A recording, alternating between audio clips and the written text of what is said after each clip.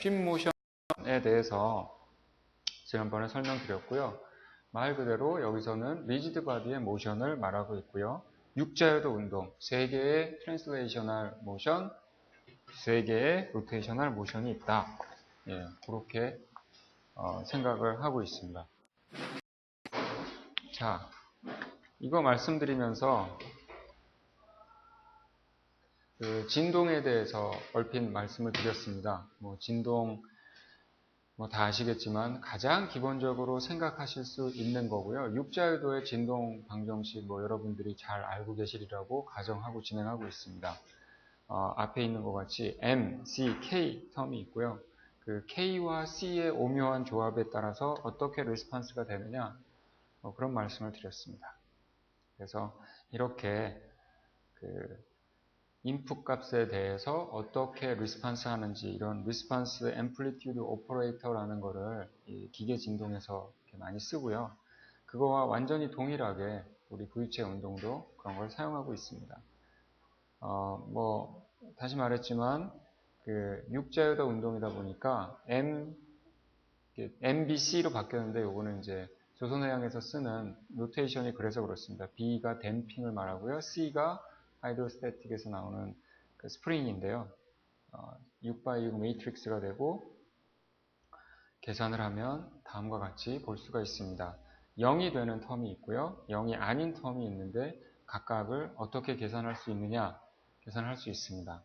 요거를 하나하나 이게 왜 그렇게 되는지 설명하고 어떻게 그 선형을 따라 인테그레이션 하면 이게 되고 어떻게 수치 해석으로 예측하고 이런 거를 다루는 학문이 조선해양공학과에서 말하는 부유체 운동 과목입니다. 근데 이런 거 하나씩 설명하면 한 학기가 다 가기 때문에 그냥 지나가는데요. 일단 중요한 거 텀, added mass라는 게 있다. 그냥 공기 중에서 진동하는 게 아니라 주변의 물을 같이 그 밀도가 굉장히 큰 유체가 있기 때문에 이거를 저항하는 텀이 있는데 그 텀을 계산을 해봤더니 가속도에 비례하더라. 그래서 added mass라고 하지만 말 그대로 mass는 아닙니다. mass가 아니기 때문에 유체에서 내가 어떤 속도로 움직이냐에 따라서 added mass 양이 또 달라집니다. 엄밀하게 말하면 프리퀀시에 따라서 달라지고요. 유체 중에 모션이기 때문에 무슨 모양이냐, 예를 들면 단면이 이렇게 됐을 때 이렇게 움직이느냐 이렇게 움직이느냐에 따라 added mass가 다 달라지는데 그걸 계산하거나 추정하는 혹은 실험할 수 있는 여러 가지 방법들이 다 있습니다. B도 마찬가지입니다. 아시다시피 속도에 비례해서 에너지를 흡수하는 텀인 이 댐핑인데요. 주로 하이드로다이나믹에서 오는 거고 간단하게 질문을 드릴게요. 자, 배에서 제일 없애고 싶은 모션이 뭐냐면 제일 큰 모션입니다. 이렇게 떠 있을 때 육자유도 중에 제일 안 좋은 모션이 뭘까요? 크리티컬한 모션. 배에서. 롤입니다. 롤. 배멀미의 1등 공신. 롤. 그죠? 왜 그러냐? 우리가 사람이 굉장히 불편하게 느끼는 그 혹자는 우스갯소리로 위장의 그 고유 진동수라고 말하는데 그거랑 굉장히 비슷한 레인지에 있는 애가 롤 모션의 그 주기거든요. 그거를 줄이려고 하려면 저기 우리 로비에 있는 그 안티롤링 디바이스를 이용해서 매스를 이쪽으로 넣었다가 저쪽으로 넣었다가 하던가 또 뭐가 있죠? 가장 간단한 걸로 댐핑을 줄이기 위해서 댐핑을 늘려서 롤을 인크리즈 하는 거. 릴지킬입니다. 그렇죠. 배가 이렇게 생겼어요. 롤을 이렇게 돌아가잖아요. 그 배를 보시면 여기 이렇게 돼 있는 게 있습니다. 이게 길이 방향으로 쫙 있습니다. 배를 이렇게 보면 여기에 길이 방향으로 길게 있어요. 군함 같은 경우는 조금 있다가 여기에 핀이 있어서 막 조절하는 스테빌라이저 있고 또 빈지가 있고 막 이렇습니다. 이거 뭐냐면 롤 방향으로 댐핑을 완전히 증가시켜서 그쪽으로 에너지를 흡수해서 모션을 줄이겠다. 이런 개념으로 보시면 되겠습니다. 자, 하이드로스태틱, 그 다음에 이제 C 텀인데요. 이거는 이제 스프링, 하이드로스태틱에서 온다고 보시면 되는데, 쉽게 예측을 할 수 있습니다. 서지 방향으로 밀었을 때, 서지 방향으로 보온력이 있냐? 없죠. 그러니까 C11이 0이죠. 스웨이 방향으로 밀었을 때 보온력 당연히 없습니다. 그래서 C22 0이고, 히브 방향으로 밀었을 때 올라옵니다. 그죠? 그래서 하이드로스태틱이기 때문에 뭔가 버티컬 방향의 모션이 들어있는 애만 보온력이 있습니다. 근데 그거 하나씩 또 따져보면 되는데, 가장 숙제를 하기 위해서 가장 간단한 것만 설명을 드릴 거고요. 외력은 어떻게 오느냐? 하이드로스태틱이랑 하이드로다이나믹 포스가 오는 건데요. 그거를 이 선체 표면에 프레셔와 그때의 벨로시티를 알면 프레셔를 인파니테시멀리 스몰한 그 서페이스에다가 계산을 하면 포스가 되고 포스를 다 인테그레이션 하면 얘한테 오는 레절턴트 포스를 구할 수 있죠. 예. 그 힘, 그거를 이용해서 외력을 구하게 됩니다. 기본적인 아이디어가 그렇습니다. 예.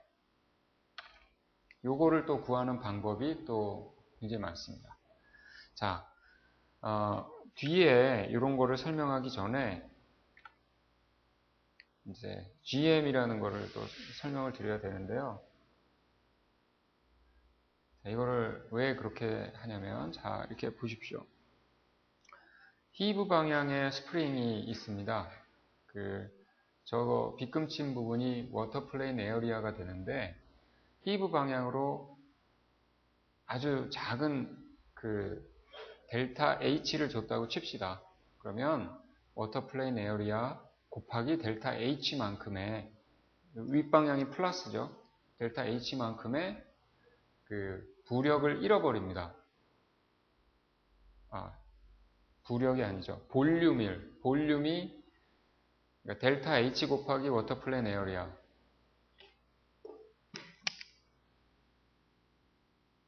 요만큼의 요게 델타 H면 그 다음에 여기는 워터플레인 에어리아가 되는 거죠. 그만큼의 볼륨을 잃어버리고 그 볼륨에 해당하는 부력은 로 G 워터플레인 이렇게 되겠죠.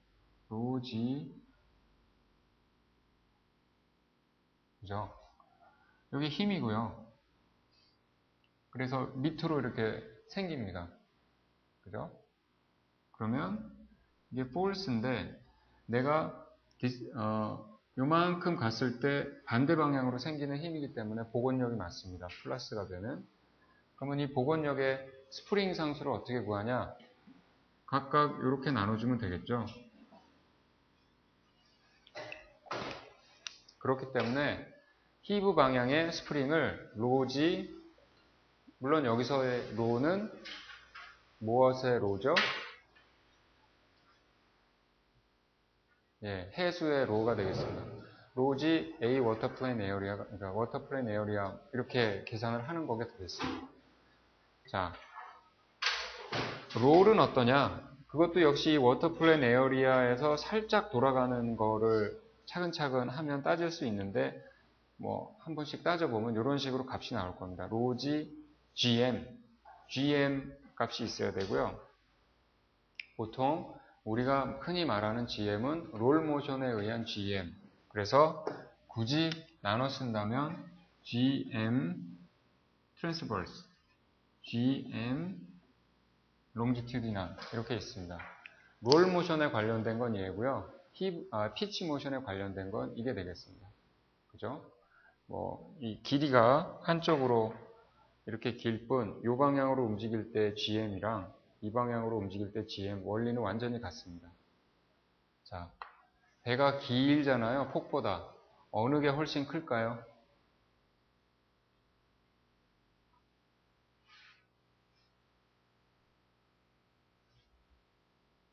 롱지튜디널 GM이 클까요? 일반적인 배에서 트랜스버스 GM이 클까요?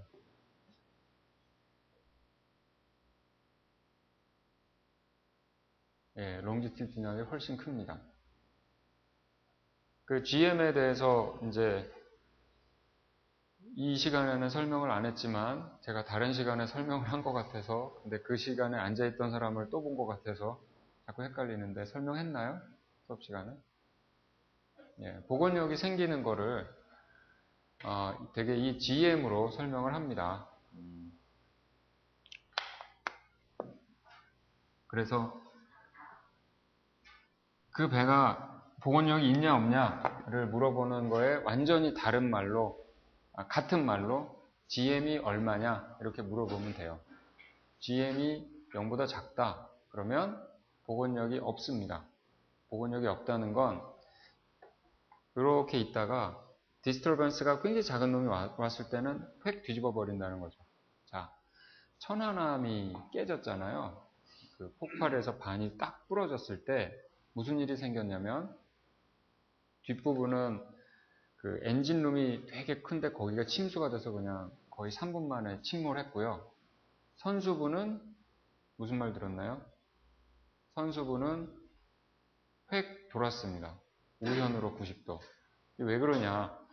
전체 배가 붙어 있을 때 GM을 계산하면 복원력이 당연히 있는데, 그 잘린 데 앞부분만 계산하면 이 GM이 마이너스입니다. 천안함 보고서에 나와 있습니다. GM이 뭐 마이너스 무슨 값 이렇게 나와 있고요. 밑에 선미부는 잘려도 GM이 2점 몇 미터나 돼서 뒤집어지지는 않고요. 그냥 가라앉았었습니다. 물이 들어왔으니까. 네.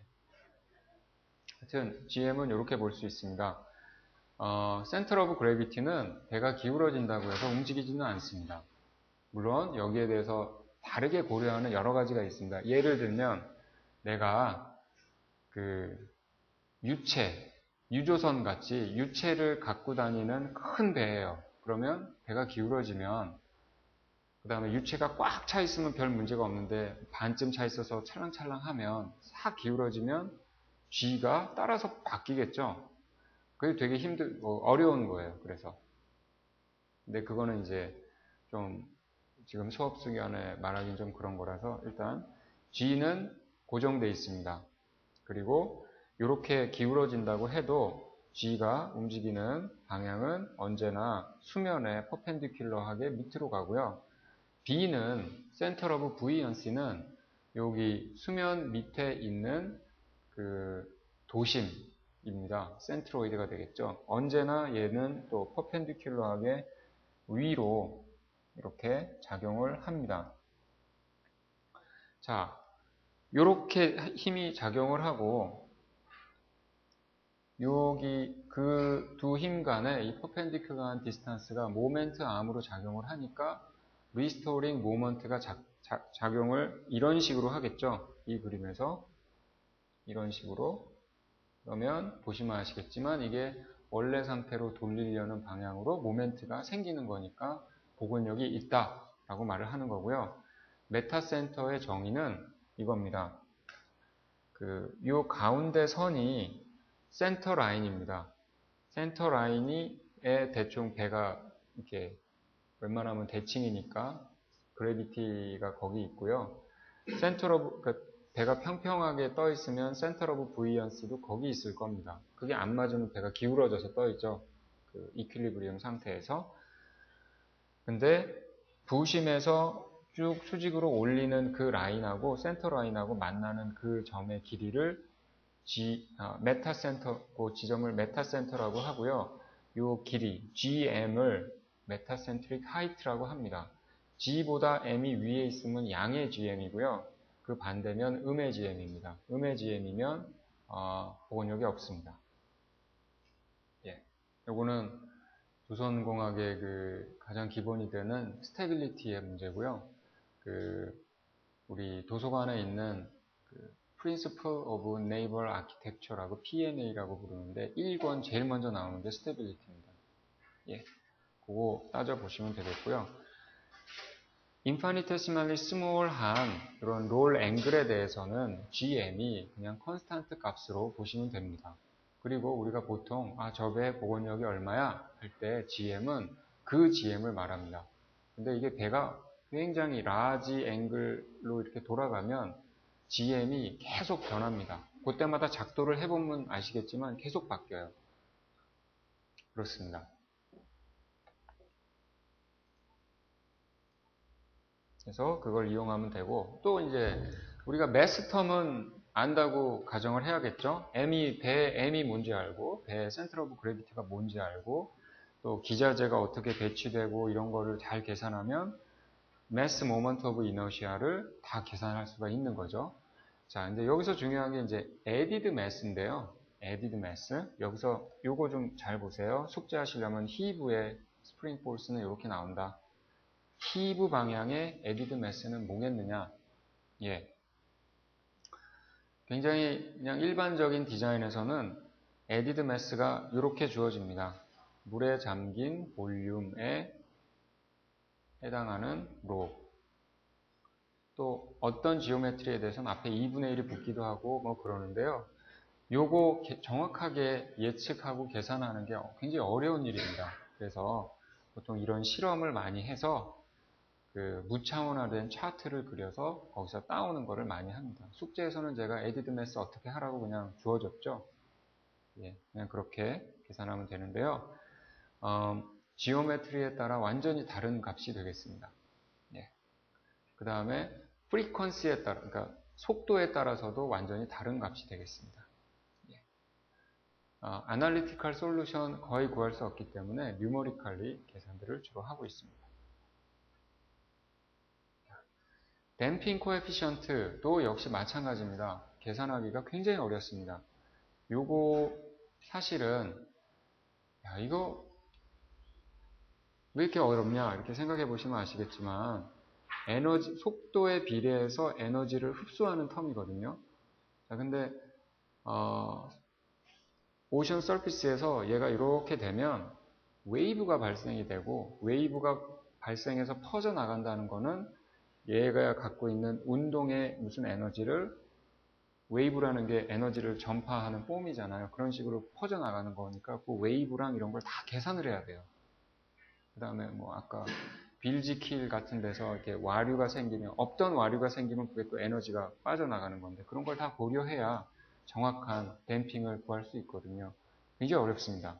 그래서 이것도 역시 실험으로 하거나 수치적으로 계산을 하는데 이날 이때까지도 선박 유치하시는 분들 중에 롤 댐핑을 정확하게 계산하는 것 같고도 아주 활발하게 연구를 할 만큼 아직 미개척 분야입니다.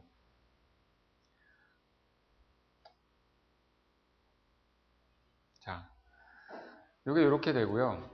자, 그렇게 되면 그 기계 진동학에서 했듯이 리스폰스 앰플리튜드 오퍼레이터를 계산을 할 수가 있고 거기서 피크가 어디냐에 따라서 댐핑이 있으니까 무한대로 발산을 하지 않지만 내추럴 프리퀀시도 추정을 할 수가 있습니다.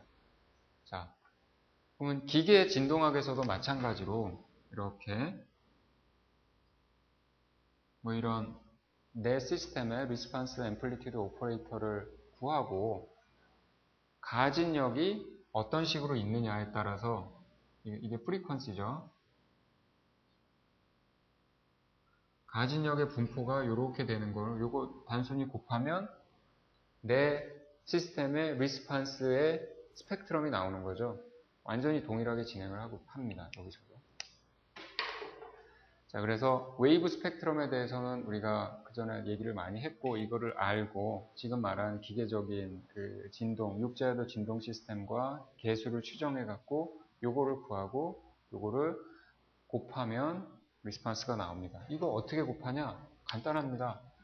요렇게 잡아요. 델타 오메가를 특정 지점에 요 값이 0.2다. 똑같은 데서 똑같이 이렇게 잡아요. 똑같이 여기 0.2고 여기는 1.2다. 그럼 0.2 곱하기 1.2는 얼마 해갖고 여기다가 그거를 플러스를 해주면 됩니다. 그거를 여기서부터 끝까지 쫙 반복을 하면 무슨 값이 나올 거고 그게 리스폰스가 되는 거죠. 이렇게 표현을 할 수 있습니다. 우리의 가진력은 언제나 웨이브이기 때문에 웨이브 스펙트럼을 곱하면 되겠습니다. 수치적으로 정확히 쓰면 이렇게 되는 거고요. 웨이브 스펙트럼에 나의 RAO, 리스폰스 RAO를 넣고 그거를 이렇게 하는데 보통 소프트웨어를 돌리면 단위를 굉장히 조심을 해야 됩니다. 왜냐하면 RAO는 기계 진동 시스템에서도 그렇듯이 무차원화된 리스판스를 나타냅니다. 그래서 트랜슬레이셔널 모션에 대해서는 예를 들면 유닛 랭스에 해당하는 걸로 무차원을 해버리죠. 그래서 이거는 단위가 없어요.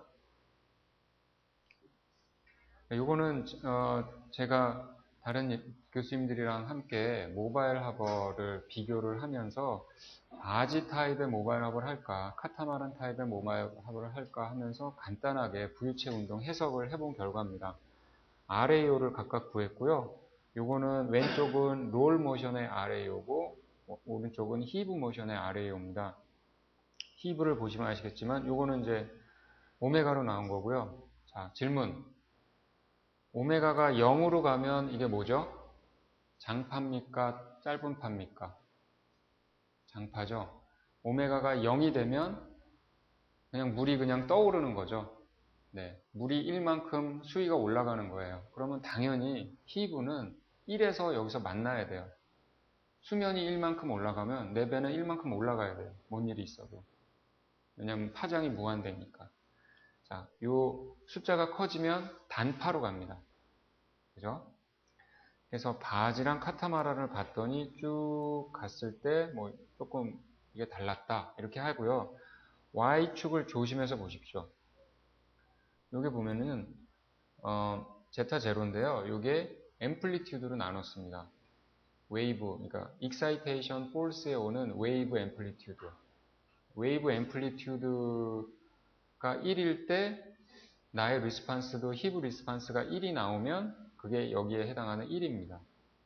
그래서 이게 무슨 소리냐? 여기에다가 단순히 곱하면 그냥 알 수 있는 거예요. 야, 내가 요 RAO를 곱했는데 1이 아니라 입사파가 3m짜리가 오면 어떻게 되느냐? 그럼 주파수가 뭐냐? 주파수가 1이다. 그러면 3m 1에서 이게 바지의 경우 0.1 정도의 값이 있는데 그러면 얘 히브 리스판스는 0.3 정도 될 거다. 이렇게 계산할 수 있는 거죠. 그래서 요게 무차원입니다. 길이를 길이로 나눈 앰플리튜드 길이니까. 자, 롤에 가면 요게 약간 복잡해져요. 롤의 앰플리튜드가 뭐냐? 이 각도거든요. 근데 요게 어떤 소프트웨어냐, 내가 어떻게 하느냐에 따라 조금씩 다릅니다. 어떤 사람은 레디안을 쓰기도 하고요. 어떤 사람은 디그리를 쓰기도 하고, 어떤 사람은 그거보다 조금 더 복잡한 뭔가를 이용해서 무차원을 시킵니다. 자, 요게 왜 이런 식으로 돼 있냐? 스몰 케이스 오브 제로가 레디우스 오브 자이레이션이고요. 뭐 여기를 이렇게 곱해서 요거를 무차원화된 그런 게 있는데 이렇게 쓰기도 하고 P&A에서는 다르게 쓰기도 합니다.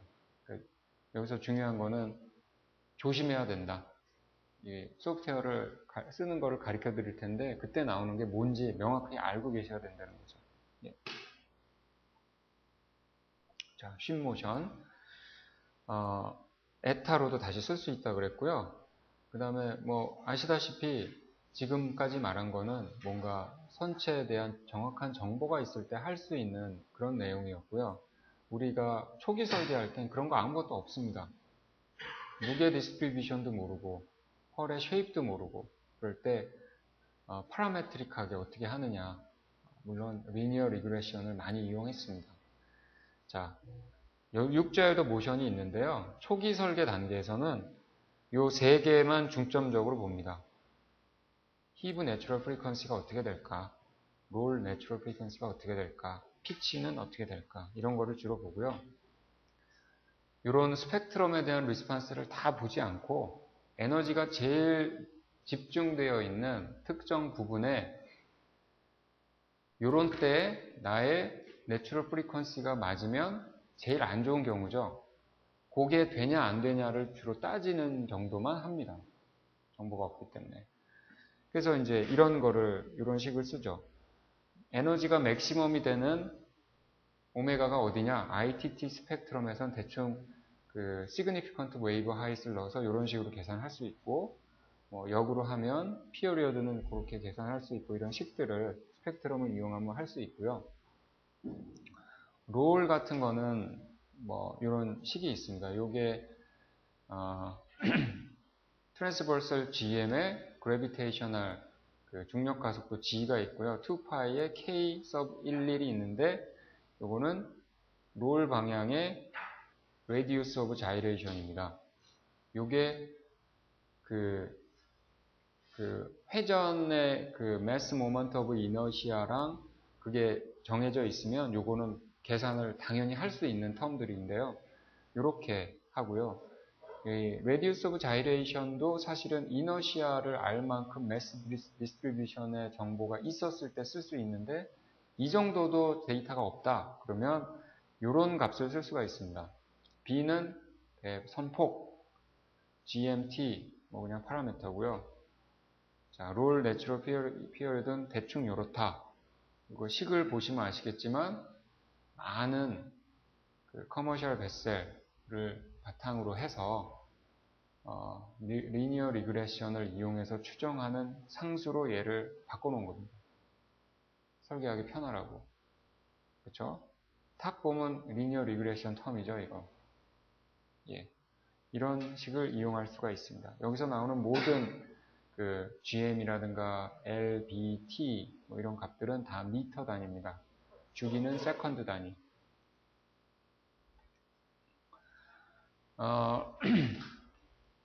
레디우스 오브 자이레이션을 초기에 알기가 어렵기 때문에 오히려 요 식과 요 두 식을 같다고 놓고 초기에서 레디우스 오브 자이레이션을 이렇게 추정을 하기도 합니다. 예. 그 다음에 이제 카츄라는 일본 분이 또 다른 리니어 리그레션의 기법을 이용해서 이런 식으로 해도 대충 맞다 라고 추정을 하기도 했습니다. 피치도 마찬가지입니다.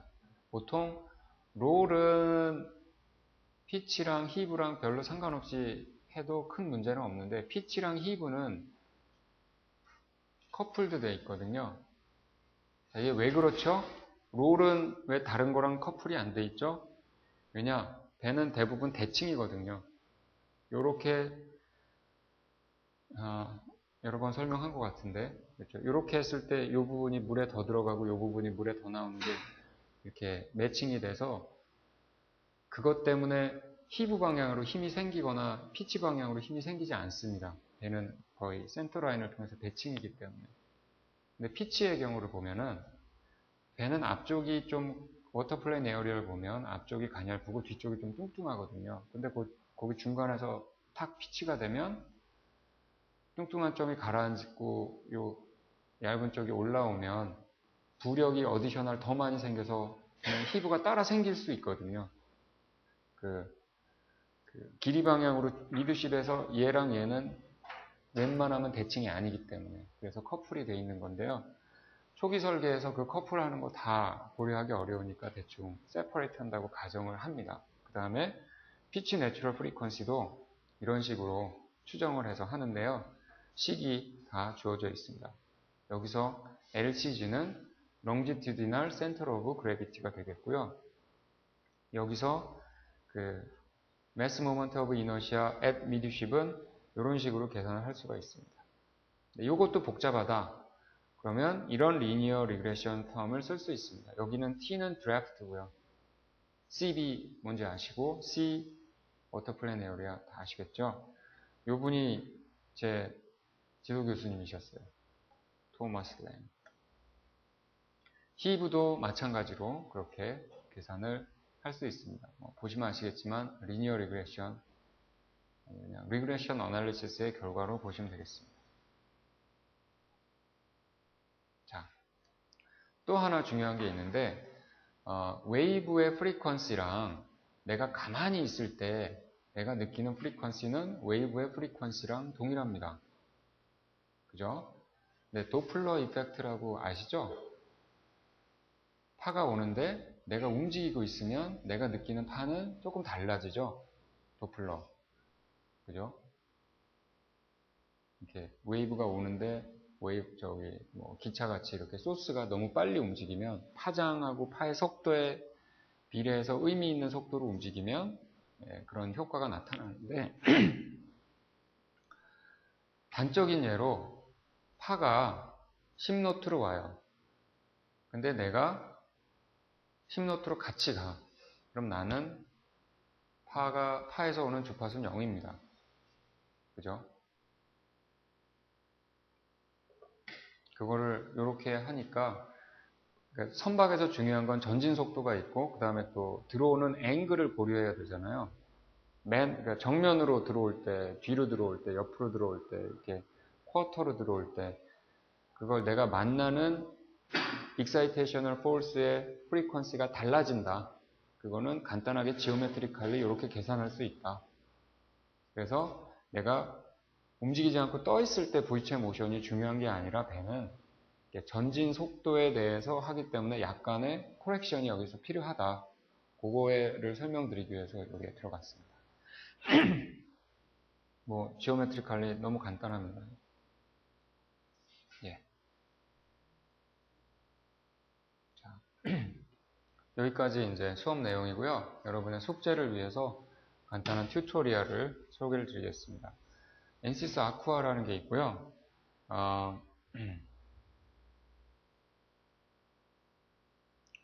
선박, 부유체, 개량된 해양 구조물의 파도, 바람, 조류 등에 의한 동적 거동을 시뮬레이션하는 프로그램입니다. 뭐 저항 추진 이런 거를 예측하는 게 아니고 부유체의 동적 거동을 예측하는 프로그램이고요. 무어링 라인도 함께 고려할 수 있습니다. 그 다음에 멀티바디, 그러니까 배가 동시에 두 척이 있을 때 상호 움직이면 얘가 움직이면서 만드는 레디에이션 웨이브가 얘한테 또 영향을 줘서 좀 복잡한 문제인데 그런 것도 해석이 가능합니다. 그 다음에 멀티바디인데 컨스트레인트를 줄 수 있어서 얘랑 얘가 똑같이 움직일 수 있다고 하면 그건 바로 카타마란의 모션 어널리시스가 되겠습니다.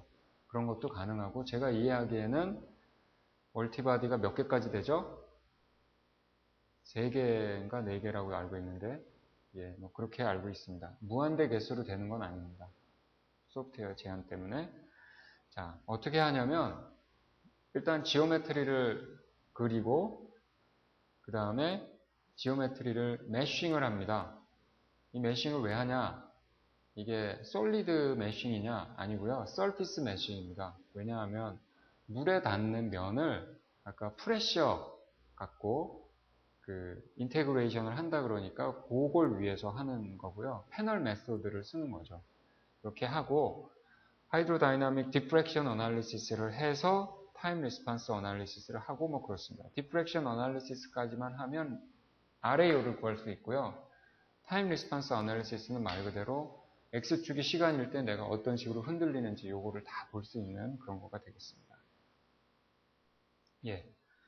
요런 배가 있으면 이걸 다 모델링 할 필요가 없이 wetted surface만 하면 됩니다. 물에 안 닿는 거는 얘가 고려할 필요가 없죠.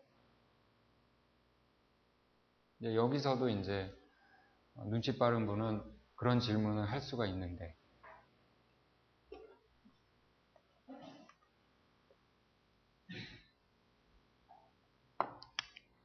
배가 이렇게 있으면 정수 중에 이렇게 있고 이 부분만 모델링 하거든요.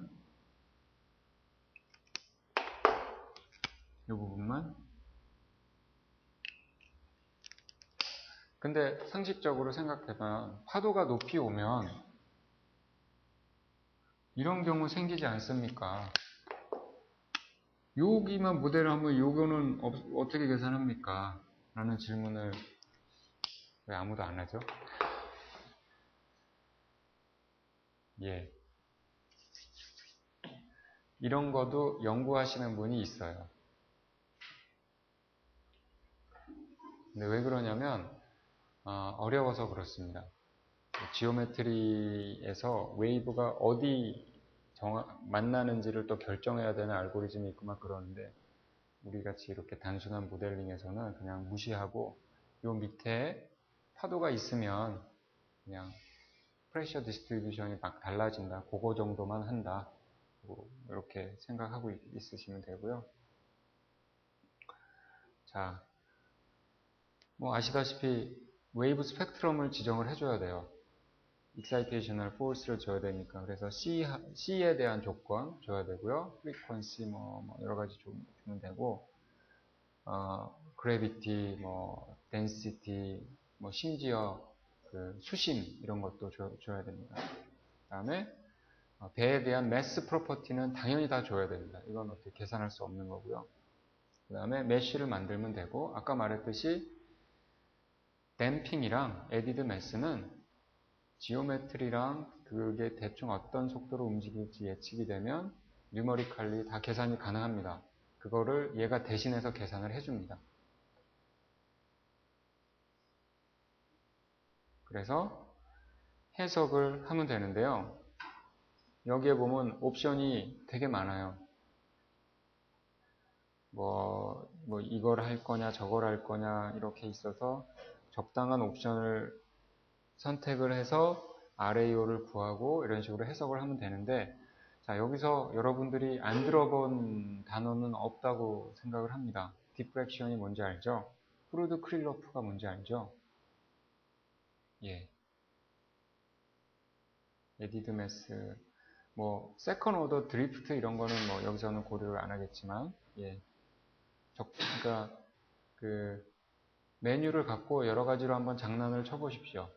네, 기본적으로 디프렉션 플러스 프루드 크릴로프 요거를 선택하면 되는 거죠. 예. 예. 예. 그렇죠. RAO를 하고 싶으면 그냥 디프렉션만 하면 되는 거죠. 예. 예. 예제를 설명을 드리겠습니다. 박스를 하나 그려서 그거를 V체 운동 해석을 하라고 제가 그걸 하는 걸 튜토리얼로 부탁을 했는데, 일단 NCS 워크벤치를 실행을 해야 되는데요. 이거 어떻게 실행하느냐? 강민석한테 물어보십시오. CD를 갖고 있을 거고요. 그거를 설치를 한 다음에 라이센스 세팅을 어떻게 하고 이런 거는 강민석한테 직접 물어보시고, 동시에 두 카피니까 시간표 정해서 하시고요. 실행을 하고 디프렉션을 여기 있는 왼쪽에 있는 것 중에 메뉴를 끌어서 여기다 놓습니다. 그러면 내가 그 박스가 거기에 생겨지는데, 거기 그 해석을 내가 이 워크벤치에서 하겠다라는 의미가 되겠죠. 그 다음에 그 박스 안에 지오메트리가 있습니다. 박스 안에는 내가 할 그 해석을 내가 끌어다 놨잖아요. 그러면 그 해석에 필요한 것들이 리스트로 이렇게 있어요. 그걸 각각을 클릭해서 소프트웨어가 원하는 인풋을 해주면 됩니다. 그래서 DM이 뭐죠? 지오메트리를 클릭해서 예. 그거를 실행을 하면 요런 DM을 시작을 해서 그러면 그 창이 나오는데, 여기에 간단한 모델링 툴이 있어서 뭐 이렇게 포인트 정하고 면 정하고 박스 만들고 박스를 깎을 수도 있고 뭐 여러 가지를 할 수 있습니다. 여기 보시면 뭐 베이스 플레인이 XY 플레인이고 뭐 포인트의 코디네이트를 이렇게 정하고 뭐 길이 뭐 이런 거 다 할 수가 있습니다. 그래서 만들고, 틴 서피스를 만들 때는 뭐 이런 식으로 할 수 있고, 워터라인 밑에만 하면 되는 거죠. 이게 여기 하여튼 이 소프트웨어로 갖고 오면 이게 좀 깨지더라고요. 그래서 지금 안 보이는데 모델링을 해서요, 파트로 만드시고 모델에서 메쉬 아니요, 메쉬는 아까 지오메트릭에서 다 되는 거고, 그래요? 예. 그 다음에 그 C에 대한 조건을 주고, 매스에 대해서도 주고, 여기 보면 뭐 IXX, IYY 있는데 이거는 줘야 되고요. 예. 메쉬를 하고 메쉬 사이즈를 결정을 하면 되는데, 아시다시피 메쉬가 작고 파인하면 해석 시간이 오래 걸리고, 코울스하면 해석이 빨라지고 그렇습니다. 어디가 최적이냐 해봐야 됩니다. 예. 웨이브 디렉션 프리퀀시를 다음과 같이 지정을 하고 무슨 리절트를 볼 거냐 보면 뭐 하이드로스태틱 결과도 보고 싶고 뭐 여기 리스트업이 있는 것 중에서 보고 싶은 리절트를 다 클릭해서 하면 됩니다. 그래서 디프렉션에 가서 살브를 딱 누르면 해석이 되는데요. 예. 그래서 리절트 텀에 가서 글씨가 안 보이는데 하여튼 적당한 그 리절트를 보면 어떤 식으로 해석이 됐는지 리뷰를 금방 할 수가 있습니다. 예. RAO 플랫 할 수 있고요. 그 다음에 저장해서 클로즈로 빠져나오면 되겠습니다. 숙제에서는 무어링 라인을 넣으라고 했거든요. 무어링 라인을 넣는 법이 따로 있습니다. 무어링 라인은 부유체 6자일도 모션에 어떤 방향으로의 스프링이 하나 더 들어간 겁니다. 그래서 무어링 라인이 이렇게 있으면 이 히브 디렉션으로 어디셔널 스프링이 있는 거고 이게 스웨이나 서지 방향으로 갔을 때도 약간의 복원력이 있죠. 그런 텀만 새로 들어가게 되면 해석하는데 뭐 티오레티컬리는 되는 거죠, 당연히. 근데 그거를 소프트웨어에서 이렇게 해주는 겁니다. 그래서 적당하게 필요한 데이터를 넣고 해석을 하시면 됩니다. 물론 이제 간단하게만 하면 스프링만 고려하면 되지만 사실은 이게 있음으로써 댐핑 효과도 있고 뭐 복잡한 여러 가지가 있습니다. 그거는 저도 잘 모르는데 소프트웨어가 알아서 해줄 겁니다. 예. 그래서 이 강의 노트가 분배가 됐으니까 요거 잘 하나씩 읽어보시고 진행을 하시면 되겠습니다. 지금 예제로 강민석 군이 해석한 거는 요 투명한 플레인이 워터고요, 서피스고 요 박스가 내부 중에 무어링 돼 있을 때 어떤 파도가 왔을 때 얘 모션 리스판스를 RAO랑 뭐 이런 걸로 해석을 한 거가 되겠습니다. 네. 뭐 이건 자질구레한 팁이니까 그렇게 하시면 되겠습니다. 그동안 그 강민석 군이랑 제가 이거를 해봤는데 그냥 웬만하면 잘 되는데 가장 골치 아픈 게 메쉬가 기능이 약해요. 좀 박스나 이런 쉽게 생긴 모양이 아니면 메쉬를 하긴 하는데 메쉬가 뒤틀어졌다는 등 뭐가 연결이 안 됐다는 등 에러가 많이 뜹니다. 실린더가 어떻게 잘 될지는 잘 모르겠는데 한번 해보십시오. 실린더가 메쉬하기가 그렇게 쉬운 지오메트리는 사실 아니거든요. 옆구리는 좋은데 원 메쉬하면 가운데 점에서 이상한 놈들이 생길 가능성이 크거든요. 그거 여러모로 이렇게 생각해서 잘 해보시기 바랍니다. 실린더 잘 되나요, 메쉬? 이렇게 중점에서 이렇게 뾰족한 게 부딪히진 않고요.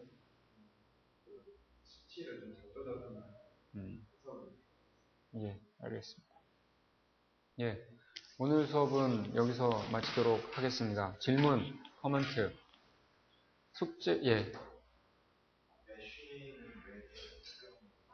메쉬요? 외력을 받을 때 아까 프레셔가 디스트리뷰션이 다 다르잖아요. 바디 서피스에서. 그거를 요거를 컨티뉴어스하게 다 하면 너무 많으니까 요거를 3차원으로 보면 이렇게 생겼거든요. 그죠? 그럼 여기에 프레셔가 작용하는 게 있는데 다 계산하면 어려우니까 요 패널에 센트로이드를 한 점을 정하고 그 점에서의 프레셔를 한 점만 계산을 해요. 그 다음에 요거를 다시 보면 패널이 이렇게 있으면 한 점만 이렇게 계산하고 이 패널에는 그 값이 다 똑같다라고 가정을 합니다. 뉴머리컬리 세이브하기 위해서. 그렇게 큰 가정은 아니고요. 그러면 옆에 패널은 이 값이 조금 크면 이런 식으로 되는 거죠. 그죠? 그러면 이거를 서피스로 프레셔랑 서피스를 곱하면 이제 resultant force가 나오는데 이 resultant force를 또 다 서메이션 하면 얘에 가해지는 외력이 구해지는 건데 그거를 얼만큼 잘게 볼 거냐의 문제입니다. 굉장히 듬성듬성하게 보면 에러가 생길 수밖에 없겠죠. 그런 것 때문에. 근데 여러 가지가 있어요. 이게 가장 기본적인 아이디어고 패널 하나에 그 센트로이드에 있는 프레셔로 전체를 대표 값을 하겠다 하는 게 있고 어떤 메소드는 세컨 오더를 씁니다. 그래서 패널 하나에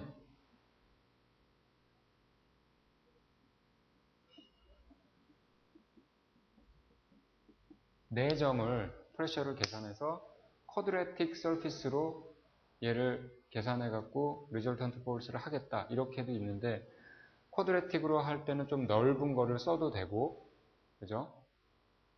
이런 걸 할 때는 1차로 할 때는 좀 작은 걸 써도 되는데 뭐 표면이 굴곡이 심하거나 이럴 때는 요걸 쓰는 것보다는 요거를 쓰는 게 어떻게 낫고 뭐 이런 좀 경험에 의한 아트가 아직도 많이 필요로 하는 그런 분야입니다. 네. 질문 없으면 마치겠습니다.